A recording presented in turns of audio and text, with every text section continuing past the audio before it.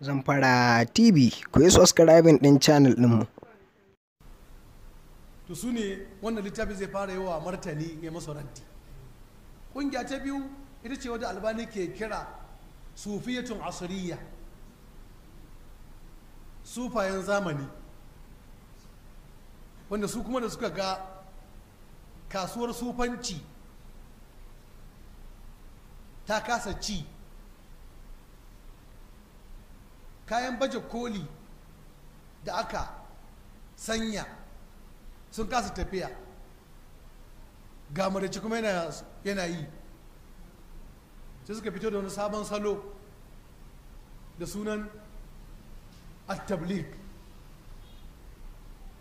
Suka rabe, suka fake da magana kan sahabbai, suka fita da wasu ka'idodi guda 6 suka ce su ne ginshikin da'awarsu, amma a ƙarƙashin ƙasa suna kira ne zuwa ga ɗariƙun sufaye guda 4. Suna neman su rayar da sufanci, su dawo da musulmi zuwa ga ɗariƙun sufaye, wanda shugabansu Muhammad Ilyas cewa ya yi yana jin wani abu a jikinsa, sai je gawa malaminsa cewa ga abin da yake ji a jikinsa. Sai malamin ya ce masa irin abin da annabawa da manzanni suke ji ne kafin wahayi ya zo musu. Da haka Allah na so ya amfani da kai ka isar da saƙon musulunci, wai kuma hakan ya kasance.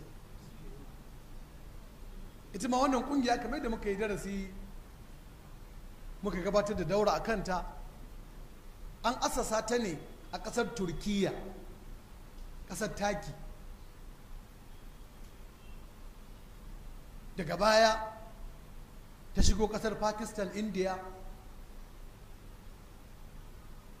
ta yi cibiya a India da Pakistan. Su ne waɗanda suke fitowa suna kwana a masallatai da sunan da'awa, suna zuwa daga India, daga Pakistan da sunan tabligi. To waɗannan su ne mutane na biyu ko ƙungiya ta biyu da wannan littafi zai raddi a kansu.